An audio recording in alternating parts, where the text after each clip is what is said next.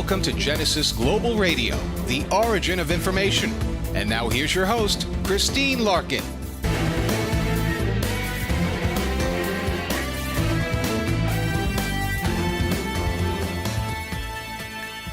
Hello, and thank you for tuning in to Genesis Global Radio, the origin of information.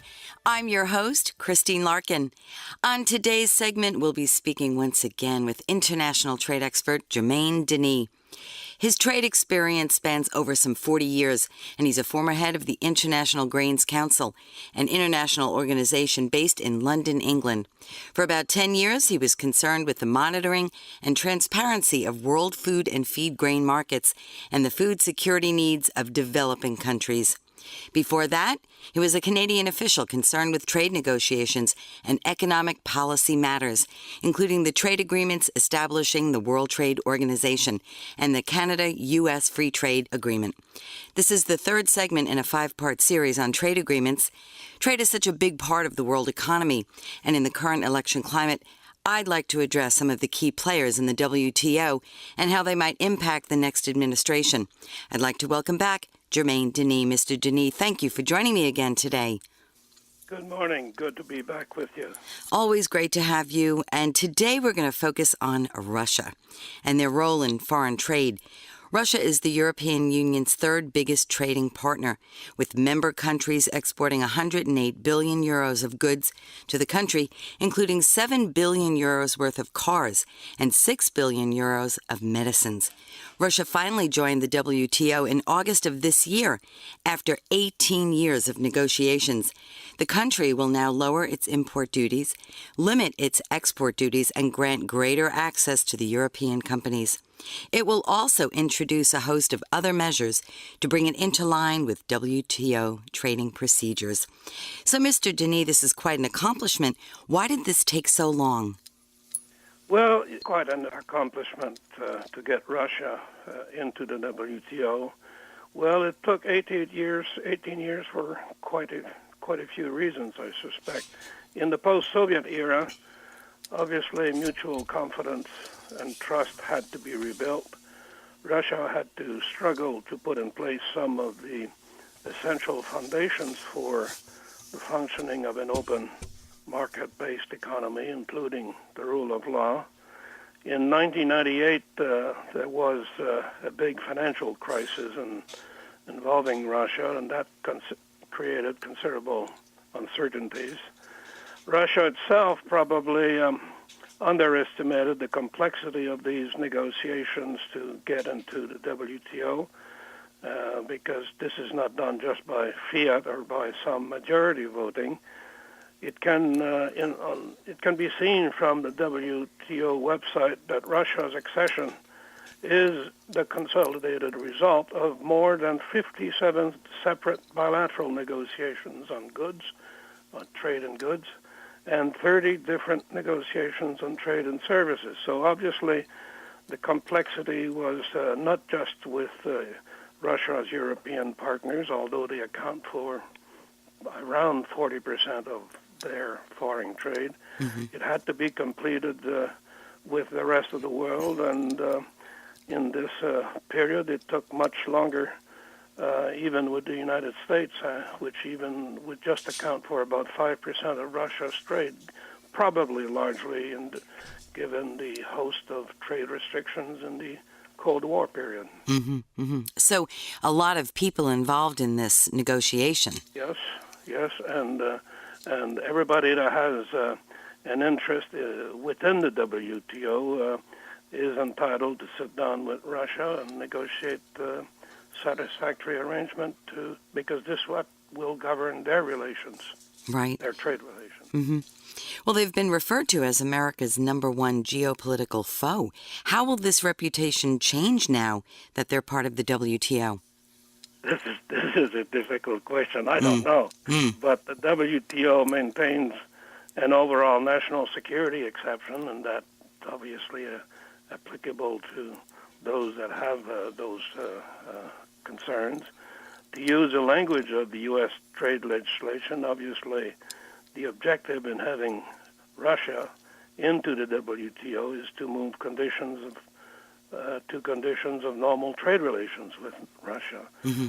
So I would simply say that obviously the rest of the world, and I'm sure the United States has important interest in ensuring the integration of Russia into the world trading system. This may not be easy, but I think the whole focus will be on how Russia respects the new trade obligations it's undertaken. Mm-hmm. And there is a host of a mix of national and multilateral surveillance mechanism, including dispute settlement. So it's I would think that this is a good augur for smoother days ahead, but we'll see. Yeah, we'll see. So where does one begin when a country of this size, this magnitude, and an agreement that spanned all those years of negotiation, where do they begin to implement themselves into the WTO? Well, obviously, Russia, it's a big country, and it's a market of 140 million consumers. It faces some declining demographics, but as standards of living improve, they'll need more goods and services from world markets. At the moment, Russia accounts for about 3% of world trade. They're 12th exporter, 18th importer. But these are big numbers, and when you get to world trade, and obviously a lot of this is potential that will be developed as Russia's market access commitments are introduced. It will be bringing its industrial tariffs in the range of 5-10%. That's comparable to most others. It made meaningful commitments on agriculture and commercial services, like distributions, telecom, transportation, so on, financial services. Russia will have, this will play out over the next 8 years or so, because the implementation of its commitment will be over a period until 2020. So there is a kind of an 8 years where the focus will be on gradually getting to that normalcy in the trade relations. But I personally suspect that the main focus will not be so much on the numbers, because these are pretty straightforward, and you can see easily whether you exporters face a 5 or 10 or 15% tariff. That's quite easy. It's going to be on all those requirements that will involve the non-discrimination between foreign goods and domestic goods in Russia. And this means transparency, the due process. And there are provisions, for example, for a country as the size of Russia, from Europe to the Pacific, that will require that all these WTO provisions be uniformly applied throughout Russia. And when you think that they have complex regional administration, right? I'm thinking that from the taking, and I certainly wish them success, because everybody will benefit from that. Sure. They have to have prompt publications of all their legislations affecting trade and intellectual copyright. Pricing of energy, which is very important, obviously, for Russia. This will have to be consistent with the concept of normal commercial considerations. So there are quite a few provisions, and I suspect the attention of the international community will be on that rather than on the big numbers. I see. So how significant will Russia be to the WTO over the next 8 years? I guess we'll see that. But will they be a key player? Well, I think, first, being in the WTO, they'll be a partner to all these various meetings and initiatives within WTO, and they'll be joining others in multilateral mechanisms in place to look at what goes around the world.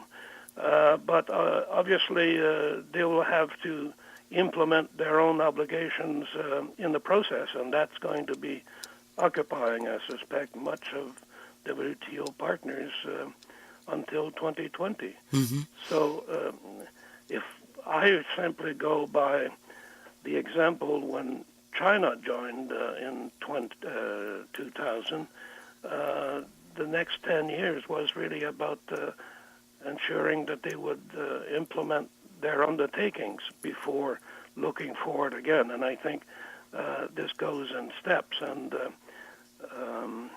once it's fully implemented, obviously the focus will be on moving further, but one step at a time, I guess. Right. And it seemed to have taken that 8-year span for China to come up to grade. Yes, because these are very, we tend in Western societies, we tend to underestimate the significance of these provisions. They're, they look complex, and they are, and there is distance, and people look at immediate trade around the corner, and that's quite normal. But when you think that there is, the significance of so-called national treatment, which is, countries can do what they want, but as long as they don't discriminate between the foreign goods and services in their own domestic markets, and abroad it means not having to face discrimination as between countries. Right. This is not a perfect yardstick, but it is a very, very demanding, and this is what it's central to those questions. And this will be, well, again, just looking at where we're coming from in terms of, East-West trade and Russia and the rest of the world, and China and the rest of the world.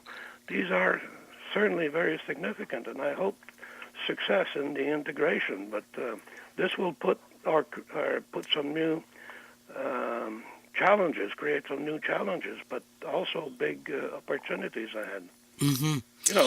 Think about the significance of these commitments on agriculture, and energy, and transportation in terms of non-discrimination, even in terms of goods in transit. As you know, from Russia to Europe, they have to go through Ukraine. That's right. So thank you so much, Mr. Denis, once again for joining me. Right. Thank you. I'm your host, Christine Larkin. For upcoming segments, log on to www.genesisglobalmedia.com and keep your finger on the pulse of the hottest brands on the planet.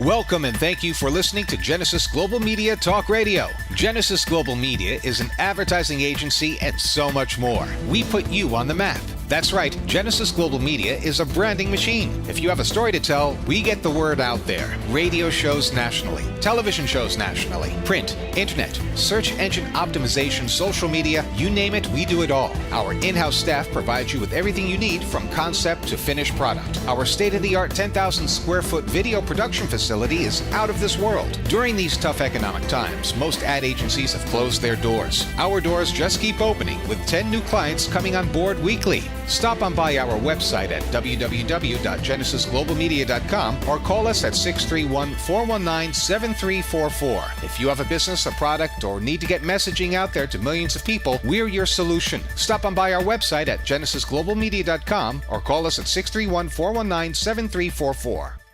Are you looking for employment and live in Los Angeles, Orange, Riverside, and San Bernardino counties? Jobs Annex is the place for you. Are you an employer looking to fill a position or quite a few positions in Los Angeles, Orange, Riverside, and San Bernardino counties? Jobs Annex is for you. Employers, JobsAnnex.com is your resource for career-minded people. JobsAnnex.com is the convenient place for job seekers and employers to hook up and move forward. Jobs Annex has been serving Los Angeles, Orange, Riverside, and San Bernardino counties for over 14 years. Jobs Annex is a former employment search firm. We've evaluated many thousands of resumes, and we understand what employers want and what job applicants need to be successful in their interviews. At Jobs Annex, we provide you with the tools to tell your story for free. Our resources at JobsAnnex.com will help each applicant construct an award-winning resume, an eye-catching cover letter, and key interview questions to ask in various types of interviews. Best of all, it's free. JobsAnnex.com. That's JobsAnnex.com. Welcome to Genesis Global Radio, the origin of information. And now here's your host, Christine Larkin.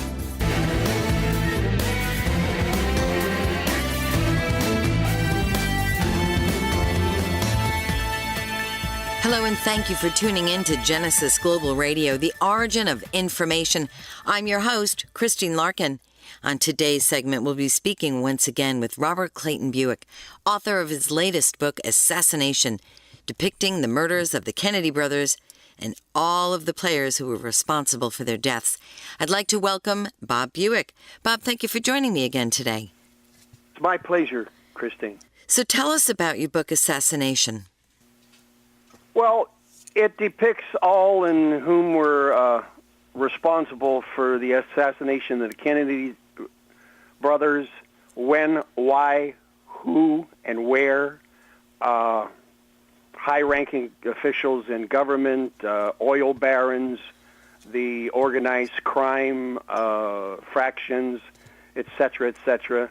And I've been fortunate enough to be associated and corresponding with the Grassy Knoll shooter for the past 8 years. We have developed a very good relationship, in fact, a very close friendship. The man has never lied to me. He's never embellished anything to bolster his particular story or ego. And basically what I'm doing now is I'm going on planned book tours and mostly debates with all of the idiots that do not have any idea whatsoever what they're talking about. And first and opening question to each of them is I always ask them, were you there? What do you know about the substantiated facts of this particular subject matter? Hey, Bob, and what are your credentials? Yeah. How long did it take to compile all of the knowledge that you had from personal experience, having met these people, to put it together? 1/2 century. Oh. I've been doing this for the last 50 years. Yeah. Or nearly 50 years. The anniversary will be next year, 13. Did it become sort of an obsession for you, like a life's mission? No, actually it was very commonplace, and it was very docile for me to do it because of my personal knowledge, of my personal involvement. In fact, people ask me, I had a interview with Meredith Vieira a couple of months ago, and the first thing she asked me, she says, Mr. Buick, she says, why are you still here? Yeah. Well, I'm curious, too. I mean, tell us a little bit about what it's like. On our last segment, we talked about more of the details of how you got involved. And then I asked in the last segment, how is it to walk around in day-to-day life? How are you still here, Bob? I don't go into dark theaters, and I don't go out at night. I have state-of-the-art alarm and video at my home. You cannot see my front door from the street. I have basic security, and my daily itinerary fluctuates every day. For example, a gentleman called me from West L.A., supposedly, the other day and said, Mr. Buick, why don't you come up here some night? I want to interview you, and I'll buy you dinner. I says, I'll go you one better, Charlie. Why don't you come down here and I'll buy you lunch? Okay? I'm not going into West L.A. at night. That would be. Taking your hands and your life in Does your hands. that answer your question? Yeah. So tell us a little bit about, is the book, does it detail the intricacies of the plotting of the murders? Yes. Let me put it this way. I write a book that is never redundant. I don't repeat myself. And I write it on the premise, if you're leaving Los Angeles, LAX, and you pick up my book, you can finish it by the time you get to Chicago. That's good. Okay? Okay. Okay, people don't want to read almanacs today.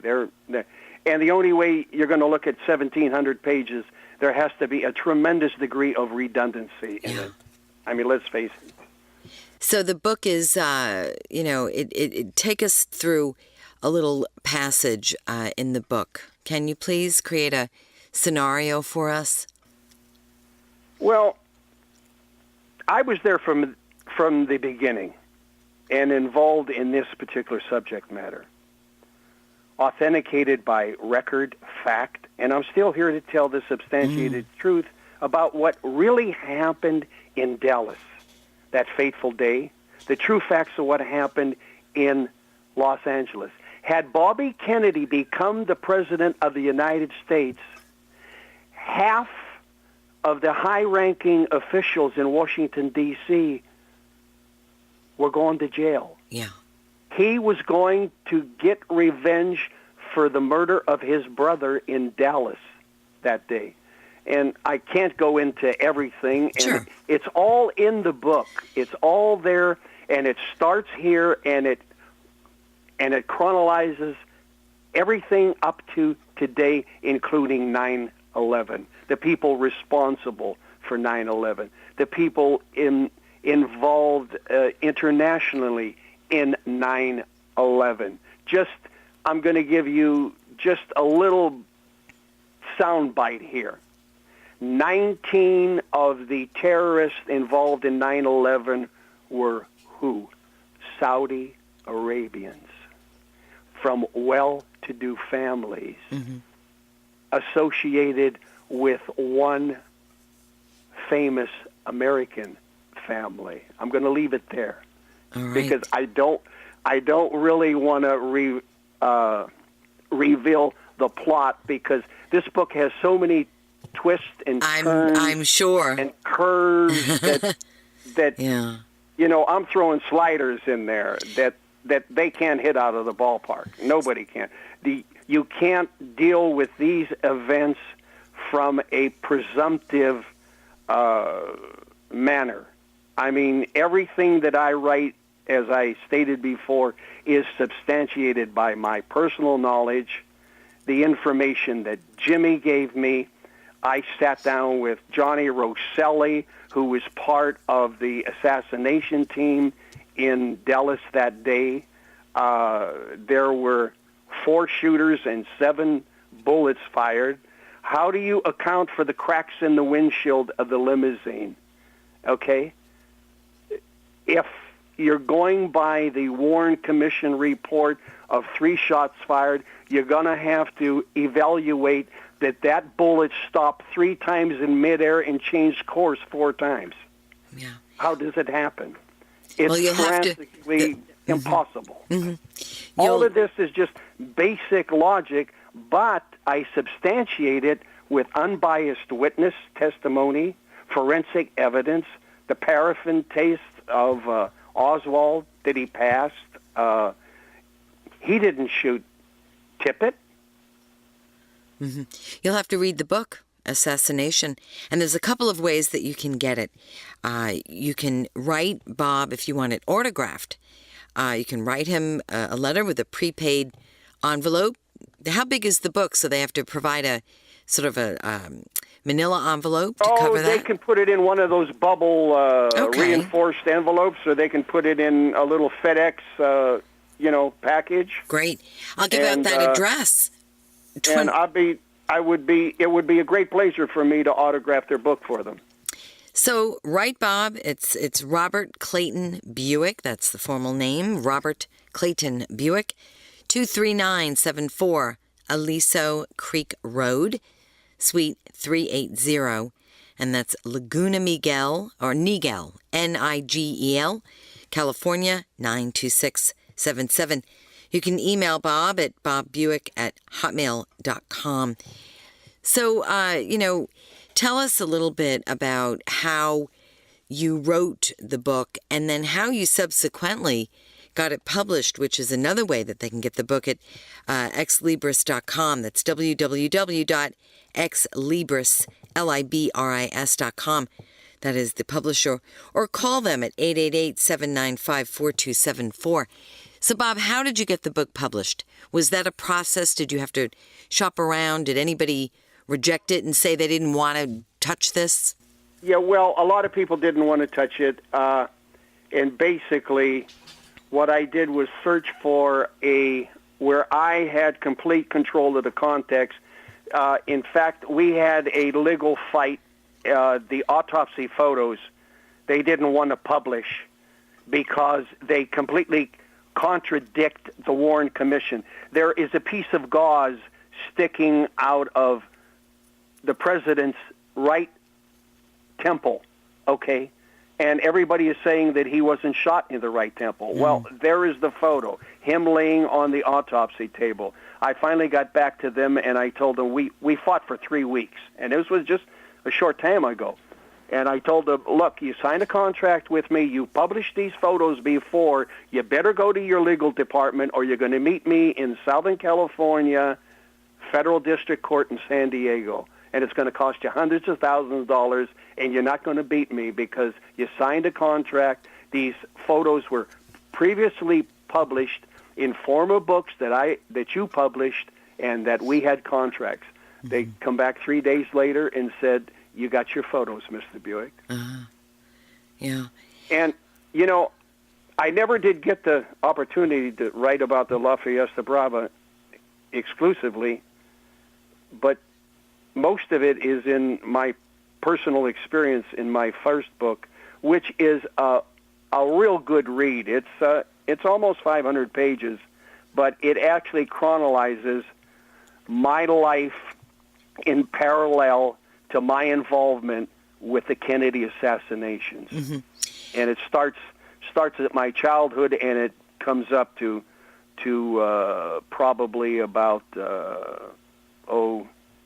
15 years ago, where I got involved in breeding thoroughbred horses and was very fortunate. It's very easy for me to write. Because as a child, I stuttered until I was almost 26 years old. So most of my communication was actually through my writing. But you go through hell trying to get the book published. I want to thank you so much, Bob. It's been my pleasure, Christine. For upcoming segments, log on to www.genesisglobalmedia.com and keep your finger on the pulse of the hottest brands on the planet.